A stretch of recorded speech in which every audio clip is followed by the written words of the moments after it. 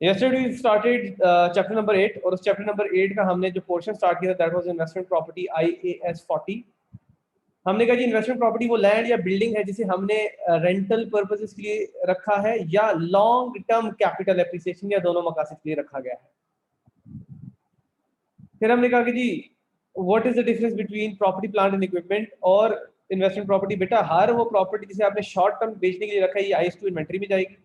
हर वो लैंड या बिल्डिंग जिसे आप खुद इस्तेमाल कर रहे हैं ऑनर ऑक्यूपाइड ये एडमिनिस्ट्रेटिव पर्पस का मतलब होता है खुद इस्तेमाल कर रहे हो, सप्लाई ऑफ गुड्स में इस्तेमाल कर रहे हो, सप्लाई ऑफ सर्विसेज में इस्तेमाल कर रहे हो तो भी IS16 में चला जाएगा। अगर कोई भी लैंड आपने रखी है लॉन्ग टर्म कैपिटल एप्रिसिएशन के साल से ज्यादा रखूंगा और बेचूंगा in ordinary course of business से नहीं, ऑर्डिनरी कोर्स ऑफ बिजनेस में जब जाओगे बैरियर टाउन की तो इन्वेंटरी बन जाएगी तो ये भी इन्वेस्टमेंट प्रॉपर्टी है। अगर आपने कोई ऐसी जमीन खरीद ली है जिसका फ्यूचर यूज अनडिटर्मिन्ड है, आपको खुद नहीं पता मैंने इसका क्या करना है, so you have all the options. IS40 में रखते हो रख लो, IS16 में रखते हो रख लो, लेकिन एक प्रूडेंट आदमी क्या करेगा, वो कहेगा जी मेरे बिजनेस का नेचर देखें, अगर मेरा बिजनेस का नेचर है कि मैं प्रॉपर्टीज ले लेके जल्दी बेचता हूँ तो मुझे IS2 में रखनी चाहिए, खुद इस्तेमाल करता हूँ तो IS16 में रखनी चाहिए, लॉन्ग टर्म कैपिटल एप्रिसिएशन या रेंटल के लिए यूज करता हूँ तो IS40 में रखनी चाहिए। अगर कोई प्रॉपर्टी हम डेवलप कर रहे हैं जिसे हम कैपिटल वर्क इन प्रोग्रेस कहते थे और हमारी फ्यूचर इंटेंशन ये है कि हम इसमें supply of goods, supply of services, production of goods करेंगे, एडमिन पर्पसेस के लिए यूज करेंगे तो आज ही IS16। अगर हमारी नीयत ये है कि फ्यूचर में जाके हम इसे रेंटल पर्पसेस के लिए इस्तेमाल करेंगे या लॉन्ग टर्म कैपिटल एप्रिसिएशन के लिए इस्तेमाल करेंगे तो आज से ही IAS40 में चला जाएगा। ठीक है, फिर इसके बाद सुंदर से क्वेश्चन, सर अगर हम स्टार्ट में IS40 में चलते हैं और बाद में प्रॉपर्टी को हम लॉन्ग टर्म पे ना रखना चाहे तो बिल्कुल बेटा आप शिफ्ट करेंगे। हैदर कह रहे हैं कि जी जरा हमें IFRS 16 के बारे में बता दें। बेटा ये आपके सिलेबस का हिस्सा ही नहीं, लीजेस या ये चीजें आपके सिलेबस का हिस्सा नहीं, इसलिए हम उन्हें टच भी नहीं करते। ठीक है भाई, एन एंटिटी में पार्टली ऑक्यूपाइड प्रॉपर्टी कहते हैं use part of property for production of goods, supply of services यानी कि एडमिन पर्पसेस के लिए ऑनर ऑक्यूपाइड, और उसका कुछ पोर्शन वो रेंटल कमाने के लिए या लॉन्ग टर्म कैपिटल एप्रिसिएशन के लिए भी रख सकता है। The two parts are accounted for separately if they could be sold separately और leased out separately under finance lease. बेटा IFRS 16 वगैरह आपके सिलेबस कैसा नहीं, कैप 7 में जाके देखिएगा। अगर बिल्डिंग ऐसी है कि उसका आधा हिस्सा आप अलग से बेच सकते हैं, अलग से किराए पे दे सकते हैं, तो भाई जो दे सकते हो किराए पे या दे रहे हो या देने की इंटेंशन है तो उसको आप अभी से IS40 में रख लें और जो पोर्शन आप खुद इस्तेमाल करें IS16 में रख लें। लेकिन अगर बिल्डिंग का नेचर ऐसा है कि it can not be sold out separately या लीज्ड आउट सेपरेटली तो आप IS40 सिर्फ तब इस्तेमाल करेंगे अगर बहुत ही इनसिग्निफिकेंट पोर्शन आप खुद इस्तेमाल कर रहे हैं, वरना IS16 का पलड़ा हमेशा भारी रहेगा। कल हमने रिकग्निशन क्राइटेरिया की बात की, जैसे कि आप जानते हैं भाई एसेट तो एसेट होता है, चाहे PPE में जाए या IS40 में जाए।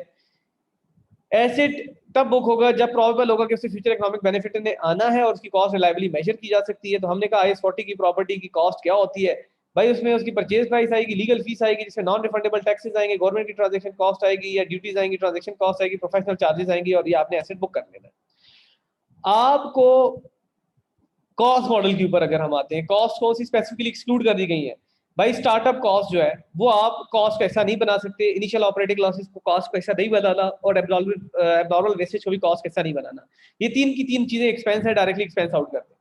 जब आपने एक दफा एसेट को बुक कर लिया, साल खत्म हुआ, इसको सब्सिक्वेंट मेजरमेंट कहते हैं, तो क्या करेंगे, कॉस्ट मॉडल में रखें। भाई अगर आप कॉस्ट मॉडल में रखना चाहते हैं तो फिर आप उसको वैसे ही डेप्रिशिएट करें जैसे IS16 कहता है, लेकिन अगर आप उसे फेयर वैल्यू मॉडल में रखना चाहते हैं तो ट्रीटमेंट अलग है। याद रखें IS16 में रीवैल्यूएशन मॉडल है, यहाँ पे फेयर वैल्यू मॉडल है, दोनों में फर्क है। रीवैल्यूएशन मॉडल में जब एसेट रीवैल्यू होता है रीवैल्यूएशन सरप्लस आता है, फेयर वैल्यू में जब एसेट रीवैल्यू होता है तो भाई जो गेन है वो भी प्रॉफिट एंड लॉस में, जो लॉस है वो भी प्रॉफिट एंड लॉस में चला जाएगा। और सबसे खूबसूरत बात कि एसेट डेप्रिशिएट नहीं करना। अगर हम फेयर वैल्यू मॉडल यूज करते हैं तो asset will not be depreciated. तो सवाल अक्सर बच्चे पूछते हैं भाई कौन सा मॉडल यूज करें, फेयर वैल्यू या कॉस्ट मॉडल। भाई स्टैंडर्ड इनकरेज करता है, स्टैंडर्ड खुद कहता है कि आप फेयर वैल्यू मॉडल यूज करें। हाँ अगर प्रॉपर्टी की एक्टिव मार्केट वैल्यू नहीं मालूम कर सकते एक कंसिस्टेंसी के साथ तो फिर कॉस्ट मॉडल की तरफ मजबूरी में जाएं। एग्जांपल 1, एक एंटिटी ने परचेज की building for its investment potential, यार कल को रेंटल कमा के देगी या लॉन्ग टर्म कैपिटल एप्रिसिएशन करके देगी। बिल्डिंग की कॉस्ट थी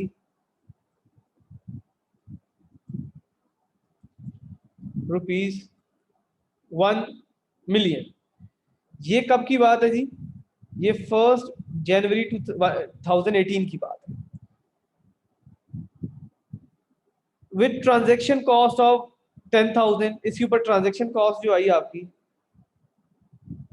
वो 10,000 आई।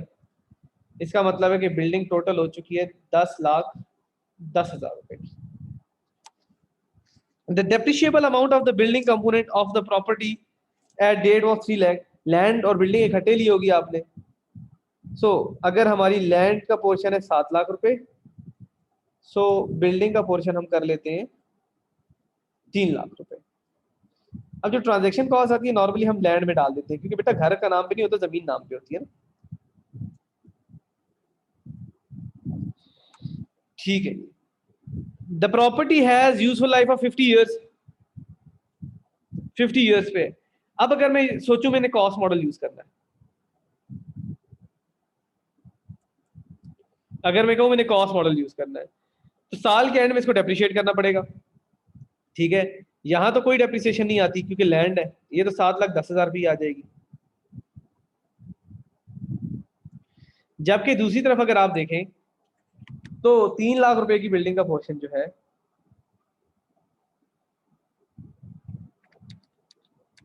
जब 50 पे डिवाइड होगा तो बेटा उसकी डेप्रिसिएशन आ जाएगी 6,000 रुपए, एंड वो पहुंच जाएगा 2,40,000 रुपए। विच मीन्स कि मेरी टोटल लैंड कितने की होगी और building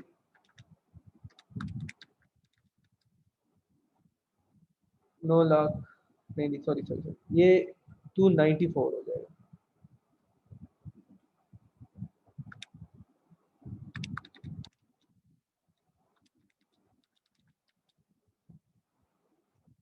So this should be my carrying amount at cost model।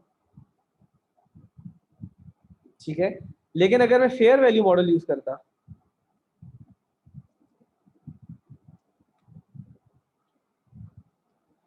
तो मैं कहता ओके जो हमारी टोटल प्रॉपर्टी है, क्योंकि उसे डेप्रिशिएट तो होना ही नहीं, वो है 10,10,000 रुपए की। अब उसकी फेयर वैल्यू हो चुकी है 13 लाख रुपए, तो मुझे गेन आ गया 2,90,000 रुपए का। बस ये सिस्टम है उसका। कहते हैं प्रिपेयर करें income statement and balance sheet, तो मैं दोनों मॉडल्स में बना लेता हूँ, एक तरफ कॉस्ट मॉडल और एक तरफ फेयर वैल्यू मॉडल। पहले हम एसओसीआई बना लेते हैं। बेटा यहाँ पे डेप्रिसिएशन आ जाएगी 6,000 रुपए की, यहाँ पे ऐसी कोई बात नहीं आएगी। यहाँ पे गेन और रिवैल्यूएशन नहीं आएगा, तो यहाँ पे 2,90,000 रुपए का गेन आ जाएगा। जब हम एसओएफपी में जाएंगे तो लिखना पड़ेगा इन्वेस्टमेंट प्रॉपर्टी यानी कि आईपी,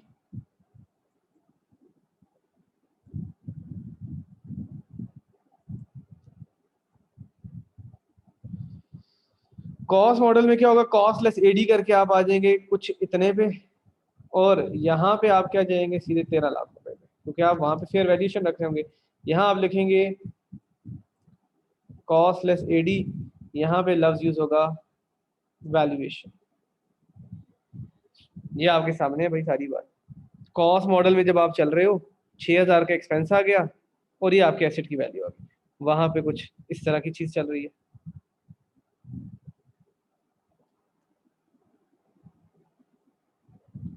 देखें इसको भाई, सवाल हो पूछे, हम देख लेते हैं। Most properties are held to be used directly और इनडायरेक्टली इन एंटिटीज बिजनेस। हम क्यों इन्वेस्टमेंट प्रॉपर्टी को बाकी प्रॉपर्टी से अलग करना चाहते हैं? For example factory, plant, equipment, ये भी यूज किए जाते हैं। लेकिन देखो जब ये यूज किए जाते हैं इनका मेन मकसद होता है production of goods, supply of services या एडमिन पर्पसेस के लिए। These property, the property is being consumed and it is appropriate to depreciate it over its useful life। जाहिर बात है कि जब आप किसी फैक्ट्री को लगाते हैं तो उसमें मशीन लगी होती है, वो इस्तेमाल होती है, उससे वो फैक्ट्री की बिल्डिंग डिटोरिएट होती है और उसको डेप्रिशिएट करना लाजमी है, अच्छी बात है। इन्वेस्टमेंट प्रॉपर्टी तो खरीदी ही इस नीयत से जाती है कि भाई इसकी वैल्यू अप्रिशिएट करेगी, तो इसको कैसे डेप्रिशिएट करूं? It is expected to increase in value over time, capital appreciation इसको कहते हैं। और it is held to earn rentals, it generate economic benefit for entity because it might earn regular stream of income। बेटा जो दूसरी properties होती है ना वो डायरेक्टली पैसा नहीं कमा के देती, फैक्ट्री की बिल्डिंग इनडायरेक्टली पैसा कमा के देती है, अकाउंट सेक्शन इनडायरेक्टली पैसा कमा के देता है। It generates economic benefits for the entity because it might earn regular stream of income. An investment property also differs from owner occupied property because it generates cash flow that are largely independent of other assets. देखो ना, investment property खुद आपको पैसा कमा के देती है, factory की बिल्डिंग नहीं कमा के देती। फैक्ट्री की बिल्डिंग प्रोडक्ट प्रोड्यूस करती है, फिर सेल टीम बेचती है, इनडायरेक्टली कमा के देती है, डायरेक्टली नहीं कमा के दे सकती। Most relevant information about investment property is its fair value. Depreciation is largely irrelevant. Therefore, it is appropriate to remeasure an investment property to fair value each year and to recognize gain or loss for the period in profit and loss account. इसमें कोई भी मसला हो तो जरा आप discuss करें, फिर आगे चलते हैं। अब आप देखें, आपके सामने एक बना हुआ टेबल, ठीक है, इसे कहते हैं रिक्लासिफाई करना। पहले आपने एक चीज को क्लासिफाई किया इन्वेस्टमेंट प्रॉपर्टी, अब रिक्लासिफाई करके प्रॉपर्टी प्लांट एंड इक्विपमेंट बना रहे हैं, ठीक है। Okay, so circumstances for a change क्या है, ठीक है, रीजन क्या है, व्हाई आई एम चेंजिंग, ठीक है, और फ्रॉम टू, और वैल्यू क्या होगी हमारी। पहला देखें, कमेंसमेंट और development with view of owner occupied. आपको लगता है कि भाई मैं अब ऑनर ऑक्युपाइड करूंगा। ऑनर ऑक्युपाइड प्रॉपर्टी किस में होती है, I-16 में। तो आप बेसिकली जाना चाह रहे हैं IAS 40 से I-16 में।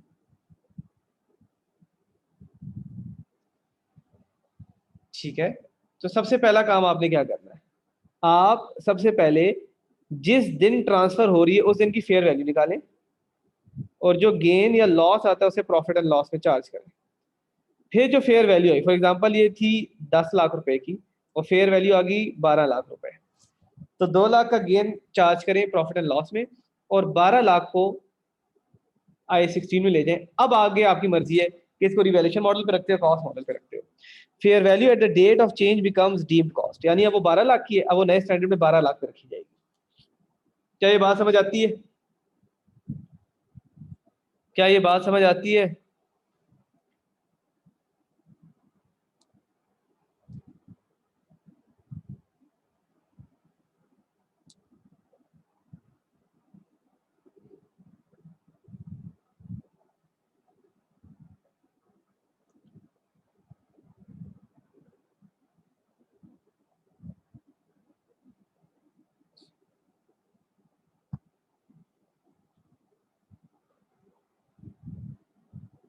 गुड।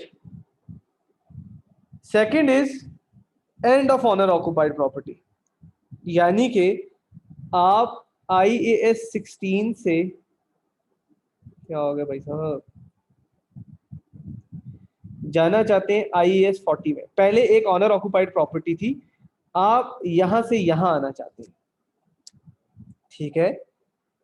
सबसे पहले आपने क्या करना है, irrespective you are using cost model और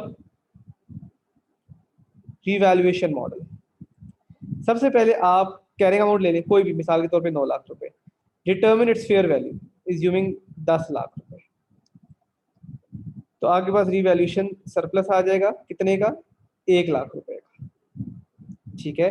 पहले एसेट को पुराने स्टैंडर्ड में ही ट्रीट करें, फिर जो फेयर वैल्यू आएगी उसको आप यहाँ ले जाएं एज अ कॉस्ट। आपका सवाल होगा इस रिवैल्यूएशन सरप्लस को क्या करेंगे भाईजान, रिटेन अर्निंग में ट्रांसफर होता है। When asset is gone, revaluation surplus किधर चला जाता है, रिटेन अर्निंग में। Where investment properties are measured at fair value, revalue in accordance with IAS 16 prior to transfer. But what if cost model use हो रहा है, तो बस ठीक है, फिर कैरिंग अमाउंट भी ट्रांसफर कर लो।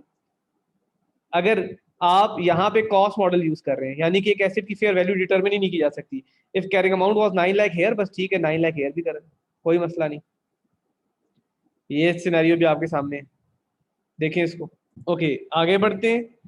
अब वो I-16 2 और IAS 40 में commencement of development with view to sale. अगर आप का एसेट IAS 40 में था and now you want it कि हम इसको इन्वेंट्री में ट्रांसफर कर दें, कोई मसला नहीं है, ठीक है। आपने सबसे पहले फॉर एग्जांपल अभी उसकी कैरिंग अमाउंट यानी कि फेयर वैल्यू चल रही थी 9 लाख, पहले बेटा इसकी फेयर वैल्यू निकालो, 10 लाख आ गई, जो गेन आया प्रॉफिट एंड लॉस में चार्ज करें एंड इस फेयर वैल्यू को यहाँ ले जाएं एज डीम्ड कॉस्ट। फिर यहाँ अगर ईयर एंड हो गया तो आपने कॉस्ट वर्सेज एनआरवी वाला काम कर लेना है। वेरी सिंपल, रूल समझ आ जाए फिर आसान है, ठीक है। अब आप IAS 2 से आना चाहते हैं IAS 40 में, ठीक है। सबसे पहले आपके पास इन्वेंट्री पड़ी होती है कॉस्ट पे, IAS 2 है ना, 1 लाख की पड़ी है। सबसे पहले इसकी यहाँ फेयर वैल्यू निकालो, ठीक है। सबसे पहले इसकी फेयर वैल्यू निकालेंगे, ये आ गई जी 1,50,000, क्योंकि वहां तो फेयर वैल्यू पे जाना है, तो ये यहाँ की डीम कॉस्ट हो जाएगी और 50,000 रुपये प्रॉफिट एंड लॉस में गेन चला जाएगा, और लॉस हुआ तो भी यहीं जाएगा। देखें, here we have an example. Investment property in previous example was sold for 1,50,000. Okay, suppose cost model में थे हम लास्ट ईयर, मैं कुछ याद करा देता हूँ।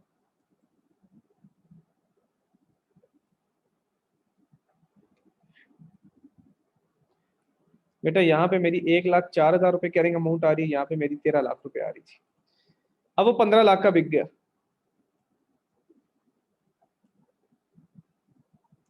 तो कॉस्ट मॉडल में अगर हम होंगे तो हमारा गेन आ जाएगा 4,96,000,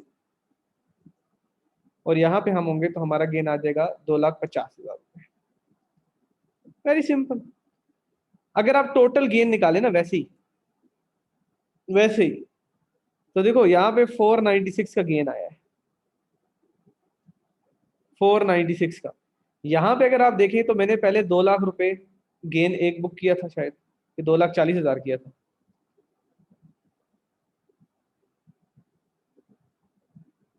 हमने 2,90,000 का गेन ऑलरेडी बुक कर रखा था,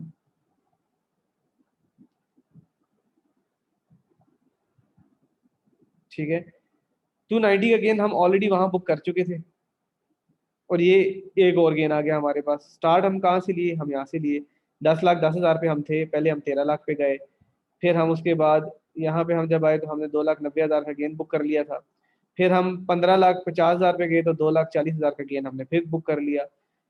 इस सिचुएशन को जब आप देखेंगे तो गेन की वैल्यू डिफरेंट आ रही होगी, इसकी डिफरेंट रीजन भी मॉडल्स का फर्क है, मॉडल्स का फर्क है। यहाँ क्या इशू था, यहाँ हम एक दफा डेप्रिसिएशन चार्ज कर चुके थे, यहाँ हम एक दफा डेप्रिसिएशन चार्ज कर चुके थे, ठीक है। ये इशू आ रहा है, बाकी इसमें कोई फर्क वाली बात नहीं है, बल्कि ये ज्यादा आएगा। सॉरी,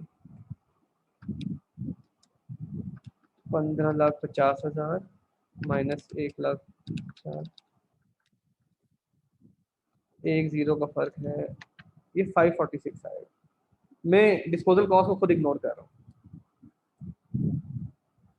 तो यहाँ पे अगर आप इसका टोटल निकाल लें 2,90,000 प्लस 240,000,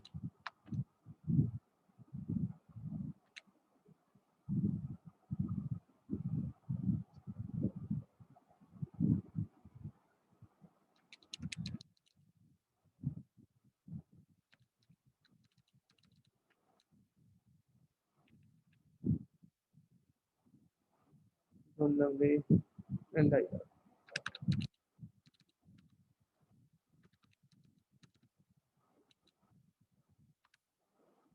तो यहाँ 530 का गेन आ रहा होगा। दोनों में डिफरेंस क्या होगा, डेप्रिसिएशन की वैल्यूज का, डेफिनेटली डेप्रिसिएशन की वैल्यूज का फर्क हमारे साथ चला जाएगा। बात को आगे बढ़ाते हैं, डिस्क्लोजर रिक्वायरमेंट के ऊपर आते हैं। The following disclosures are required, क्या क्या डिस्क्लोजर चाहिए। Disclosure requirement applicable to both fair value and cost model, दोनों में जो आएंगे। Whether fair value model cost model is use, ये आपको बताना होगा। आप अगर फेयर वैल्यू मॉडल यूज करें तो किन मेथड और assumptions की बेसिस पे आपने वैल्यू डिटरमिन की, ये आपको बताना होगा। फिर उसके बाद आपने बताना होगा कि भाई ये कौन सा क्वालिफाइड इंडिपेंडेंट बंदा था, उसका कितना एक्सपीरियंस है और कब इसने फेयर वैल्यू डिटरमिन की। फिर आपने बाकायदा बताना होगा कि गेन या लॉस, प्रॉफिट एंड लॉस में जा रहा है कितना गया रीवैल्यूएशन की वजह से। अगर आप रेंटल इनकम कमा रहे हैं तो आपको उसके बारे में बताना पड़ेगा। अगर उस प्रॉपर्टी से रिलेटेड कोई ऑपरेटिंग एक्सपेंसेस, जाहिर बात है अगर किराया कमा रहा हूँ, रिपेयर एंड मेंटेनेंस कर रहा हूँ तो वो माइनस करनी पड़ेगी। डिटेल्स ऑफ एनी रिस्ट्रिक्शन और ability to use investment property, ये इसकी बात हो रही है कि अगर आप कोई लोन लेके किसी एसेट को मॉर्गेज कर लेते हैं तो उसके ऊपर जो रिस्ट्रिक्शंस है वो मेंशन करनी पड़ेगी। और अगर आपने ईयर एंड पे कोई कॉन्ट्रेक्चुअल ऑब्लिगेशन कर रखी है कि आपने अपनी इन्वेस्टमेंट प्रॉपर्टी खरीदनी है या फर्दर उसको एनहेंस करना है तो उसके बारे में भी बात करनी होगी। फर्दर बेटा हमारे जो डिस्क्लोजर है जो कि सिर्फ फेयर वैल्यू मॉडल को अप्लाई होते हैं, उसमें हमने बताना है साल के दौरान एडिशन कितनी है, कितने एसेट हमने बेचने के लिए रख दिए, जो गेन या लॉस आया एसेट्स के ऊपर, और बिजनेस एक्विजिशन यानी कि अगर हमने कोई नया बिजनेस परचेज किया उसकी वजह से कितनी एडिशन हुई। देखो दो एडिशन होती है, एक होता है मैंने कैश में एडिशन की उसको अलग दिखाना है, फेयर वैल्यू गेन को अलग दिखाना है। फॉर एग्जांपल मेरे पास एक प्रॉपर्टी थी 10 लाख रुपए की और वो 2 लाख बढ़ के 12 लाख की हो गई, तो ये गेन अलग दिखाना है। और मैंने एक न्यू प्रॉपर्टी 3 लाख की खरीद ली, वो अलग दिखानी है, तो ये 15 लाख पे पहुंच जाएगी। ठीक है, बाकी जो डिस्क्लोजर रिक्वायरमेंट सिर्फ कॉस्ट मॉडल पे, तो बेटा तमाम के तमाम आई16 वाले हैं। मेथड ऑफ रेप्रिसिएशन क्या है, रेट क्या है, एडिशन क्या है, डिलीशन क्या है, डिस्पोजल कैसे, वो सारी वही बात है।